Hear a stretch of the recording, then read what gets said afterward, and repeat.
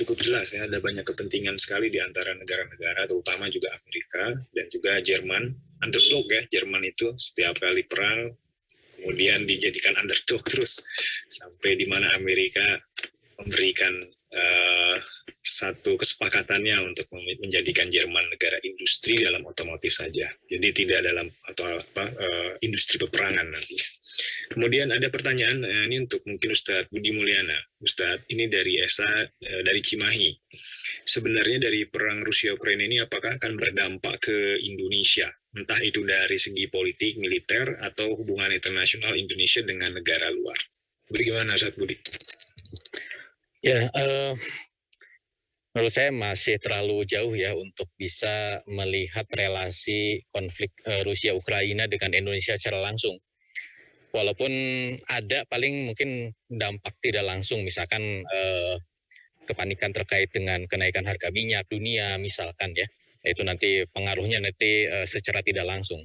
Atau mungkin kita bisa melihat nanti terkait dengan bagaimana hubungan dagang Indonesia dengan Rusia yang mungkin bisa juga ini agak terganggu dengan penghentian SWIFT ya, peraliran mata uang dunia internasional seperti itu. Tapi kalau dalam konteks secara langsung, walaupun kemarin yang menarik itu adalah bagaimana rayuan dari kedutaan Ukraina ya agar Indonesia bersuara lebih lantang ya dengan membawa hal-hal yang sifatnya historis dari Indonesia agar Indonesia lebih berpihak kepada Ukraina. Ini kan juga menjadi situasi yang dilematis bagi Indonesia.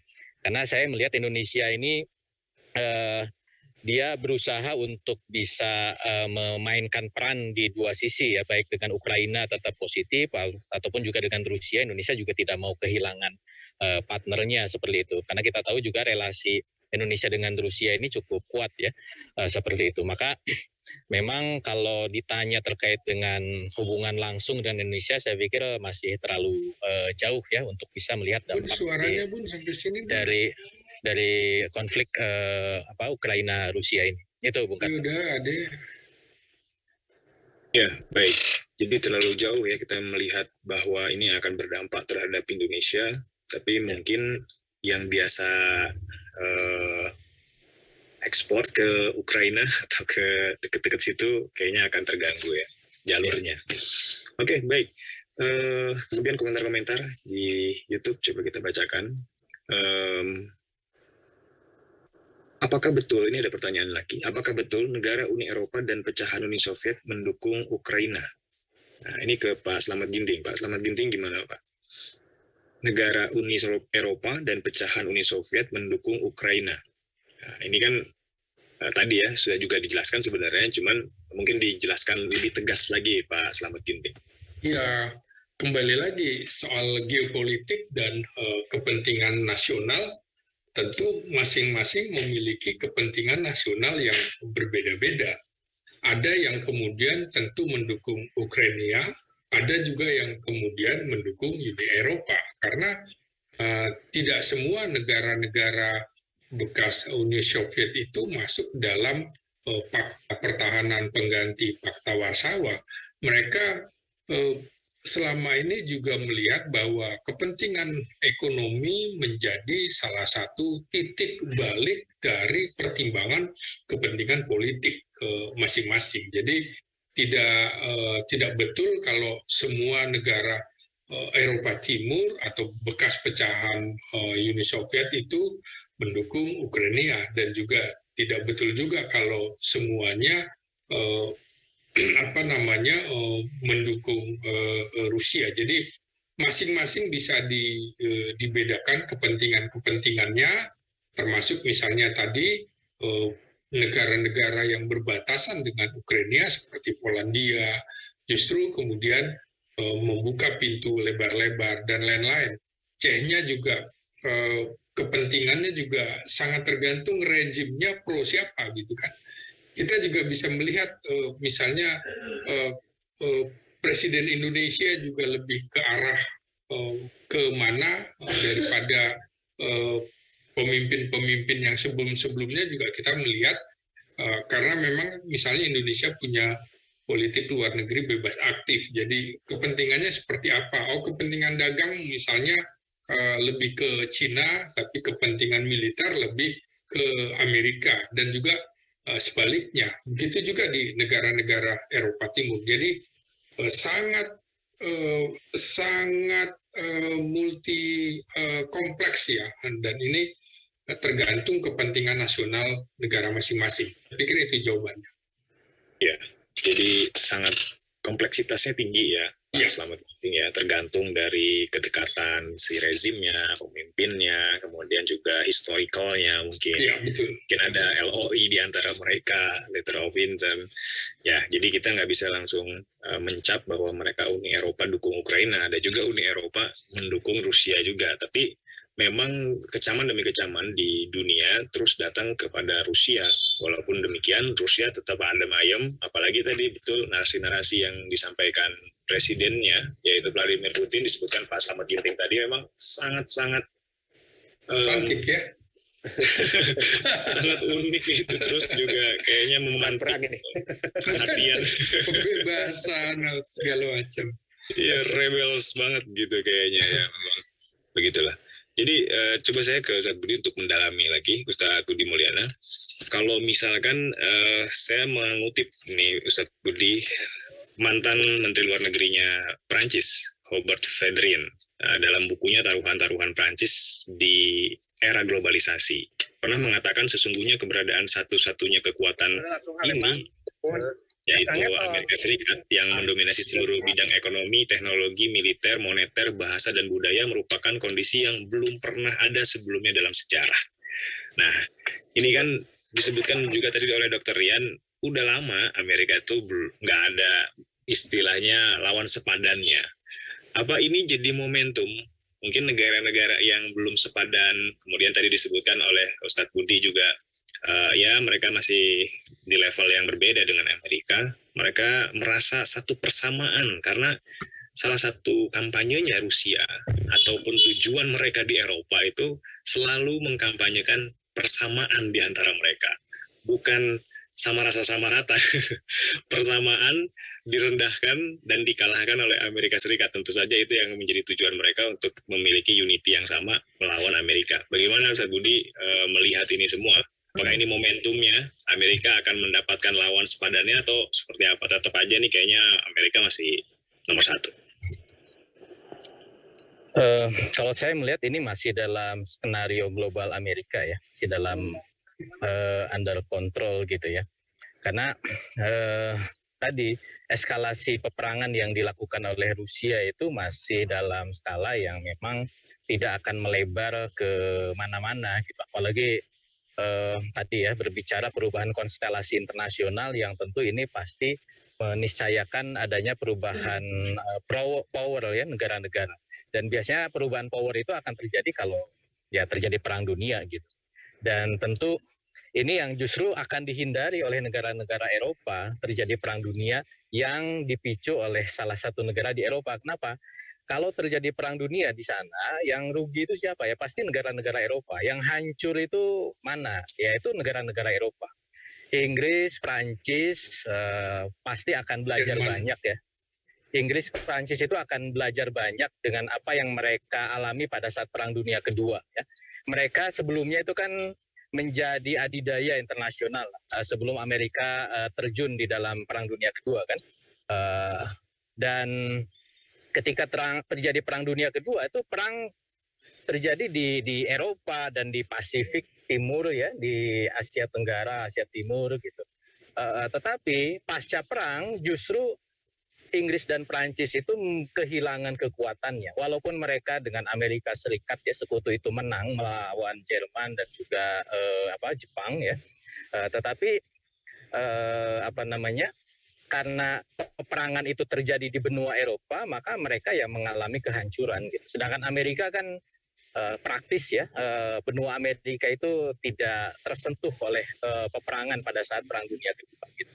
Nah ini pasti akan menjadi catatan penting bagi Inggris atau Prancis gitu ya, ataupun tadi disebut Jerman, kalau misalkan mengeskalasikan peperangan yang terjadi di Ukraina ini ke skala yang lebih tinggi, untuk mengubah konstelasi internasional, untuk memunculkan penantang baru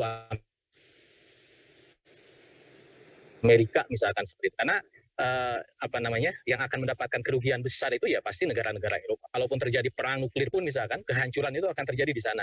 Sedangkan benua Amerika itu kan ribuan kilometer jauh dari tempat terjadinya konflik sekarang gitu. Maka pasti Uni Eropa ya, NATO pun itu akan berhati-hati untuk kemudian merespon apa yang dilakukan Rusia. Jadi saya melihatnya nanti wait and see. Kalau Rusia dia hanya mencukupkan misalkan sampai ke level sekarang kan coba negosiasi ya, mengganti rezim Ukraina agar kemudian rezim Ukraina tidak terlalu pro terhadap Amerika dan NATO ya, dan bahkan bisa keluar dari Uni Eropa ya.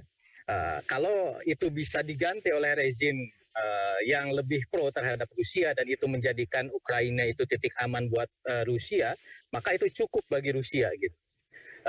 Tidak perlu kemudian Rusia nanti akan menguasai secara penuh ya Ukraina gitu. Yang penting rezim di sana itu ya tidak mengganggu kepentingan Rusia seperti itu. Apalagi Rusia saya pikir akan berpikir panjang kalau misalkan sampai tadi ya meningkatkan eskalasi peperangan, bahkan tadi berusaha menyaingi Amerika, saya pikir masih terlalu jauh untuk Rusia, dan itu pasti akan dipertimbangkan banyak ya oleh Rusia kalau misalkan sampai ke arah sana. Itu Bung Karta. Ustaz Budi, Insya Allah ya. Jadi memang ini salah satu titik kepuasan dan juga titik kerakusan. Rusia punya titik kepuasan di mana rezim di Ukraina nurut aja udah selesai. Tapi Amerika tidak punya titik kepuasan itu karena dia punyanya titik kerakusan. Dia pokoknya rakus, apapun akan dimakan, apapun akan dijajah, apapun akan diinvasi. Nah, ini ada sesuatu hal yang nanti akan mungkin terjadi, mungkin saja terjadi, tapi yang jelas Amerika tetap under control ya, Ustaz Budi, tetap masih dalam kontrol mereka, dan kita berharap sebenarnya tidak ada peperangan di antara siapapun di dunia ini, karena pasti yang akan menjadi korbannya adalah rakyat sipil. Baik, karena sudah waktunya pukul 5.27, kita sampai pada penghujung acara. Mohon izin, mohon maaf ada satu pertanyaan, tapi kita simpan saja nanti untuk pertemuan berikutnya. Nah, saat ini tinggal closing statement. Saya mulai dari yang pertama lagi, Pak Slamet Ginting. Silakan closing statement.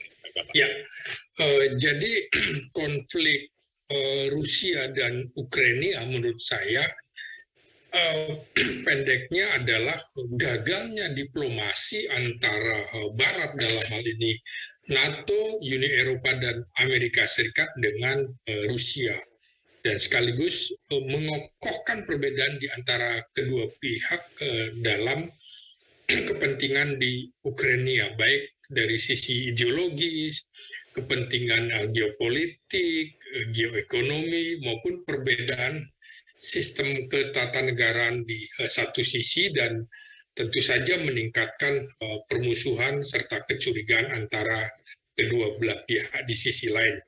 Karena itu kalau kita mengacu pada teori realisme hubungan internasional, buffer zone tidak bisa tidak adalah imbasnya, sehingga dalam politik internasional, great power tentu tidak suka melihat great power lainnya warawiri di halaman belakangnya. Dan itulah yang sedang dilakukan Putin saat ini di Ukraina, dan NATO juga dengan keinginannya agar NATO tidak warawiri di halaman belakang Rusia. Karena itu tentu dunia perlu menawarkan solusi perdamaian agar konflik ini tidak berlarut-larut, karena konflik militer dan politik ini juga yang menjadi korban adalah rakyat sipil. Tentu kita sekaligus ingin menawarkan bahwa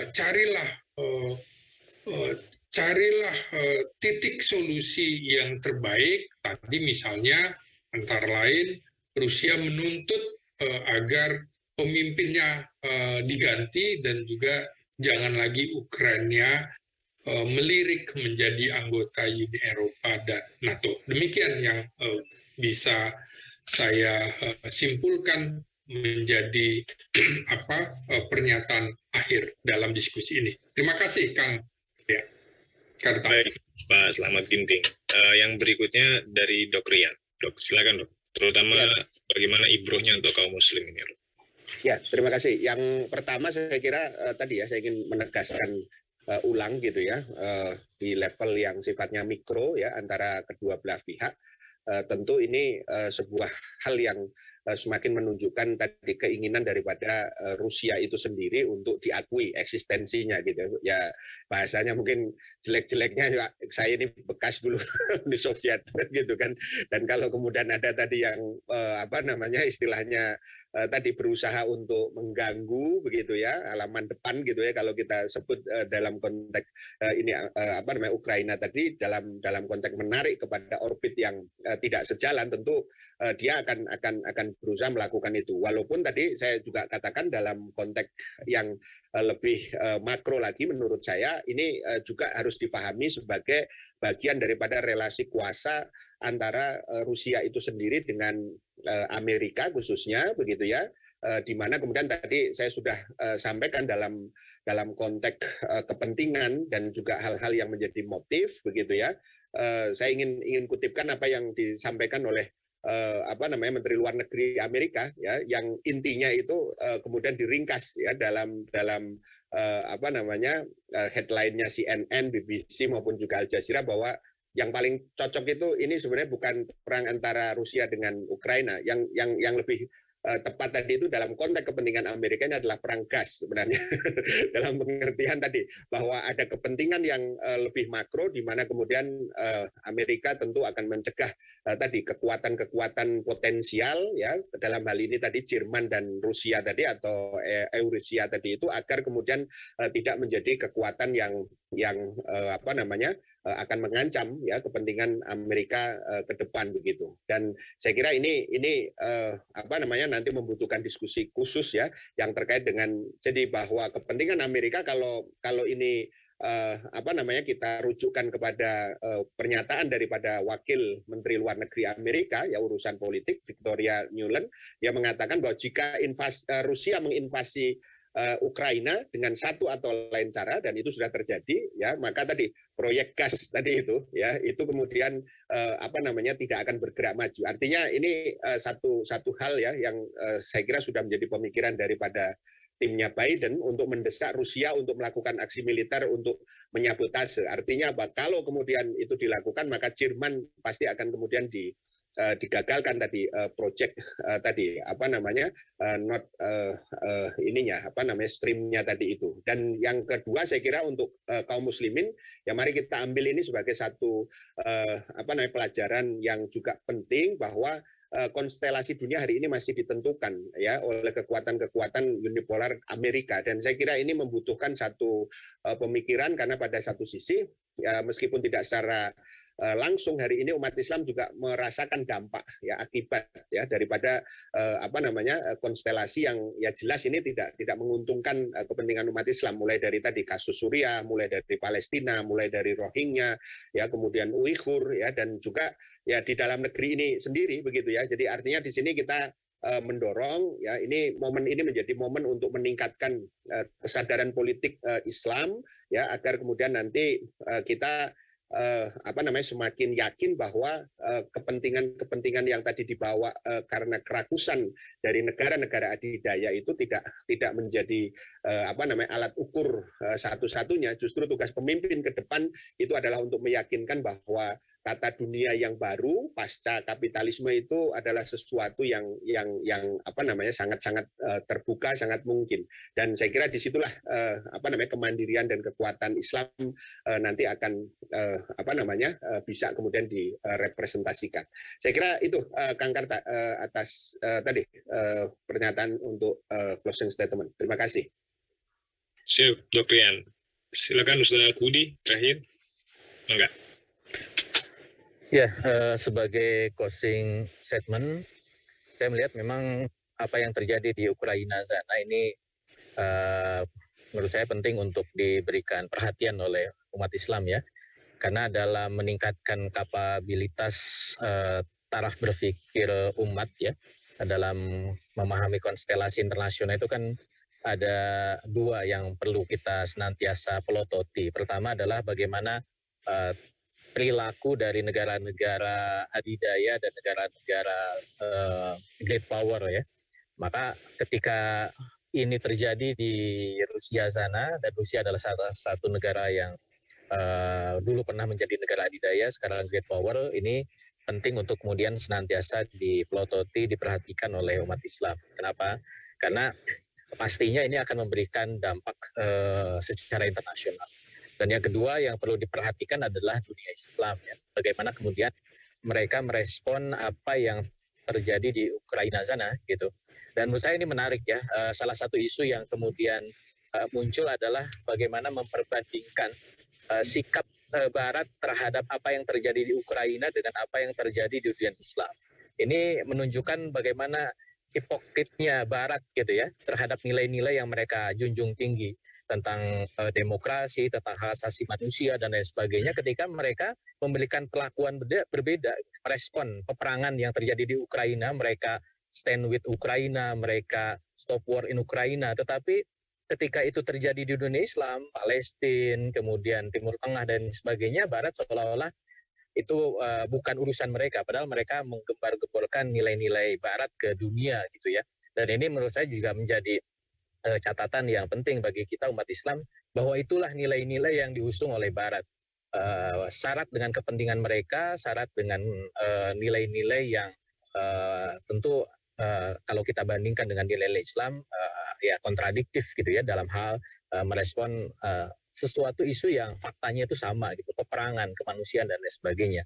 Dan mudah-mudahan ini menjadi pelajaran bagi kita umat Islam untuk terus memperhatikan situasi internasional itu untuk menjadikan bekal gitu ya, agar tadi seperti yang Dr. Lian sampaikan, umat Islam ini adalah umat yang terbaik yang diturunkan oleh Allah Subhanahu wa taala kepada manusia.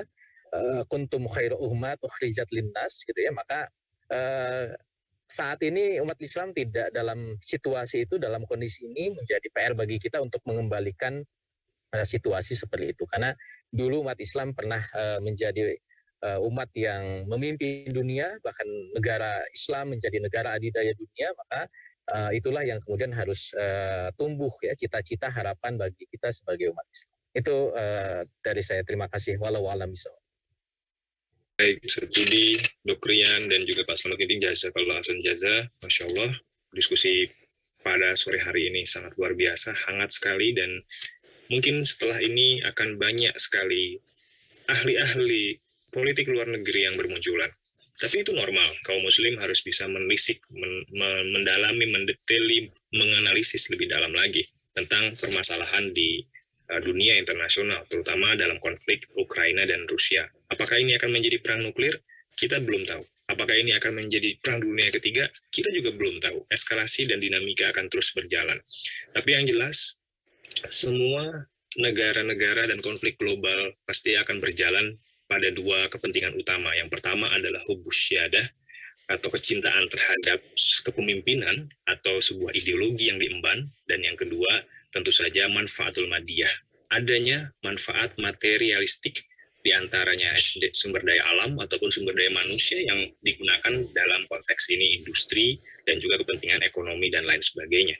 Kita akan terus berusaha memahami fikroh, torikoh, khitoh, dan juga uslub di dalam setiap kali manuver-manuver negara-negara, terutama great power yang ada di dunia ini. Insya Allah, mudah-mudahan kaum muslim akan memegang tampuk kepemimpinan berikutnya setelah great power yang terakhir yaitu Amerika Serikat tumbang dalam waktu yang tidak akan lama lagi. Amin ya rabbal alamin. Udah, mungkin itu saja yang bisa kami sampaikan. Segenap kru catatan peradaban yang bertugas pada kesempatan hari ini memohon maaf. Mohon izin jika ada kekurangan, kelebihan waktu, dan juga pertanyaan yang belum sempat kami bacakan. Kita tutup dengan baca hamdalah, alhamdulillahirrahmanirrahim, istighfar, astagfirullahaladzim, dan doa kafaratul majlis, subhanakallahumma bihamdika, asyhadu alla ilaha illa anta, astaghfiruka wa atubu ilaik. Assalamualaikum warahmatullahi wabarakatuh.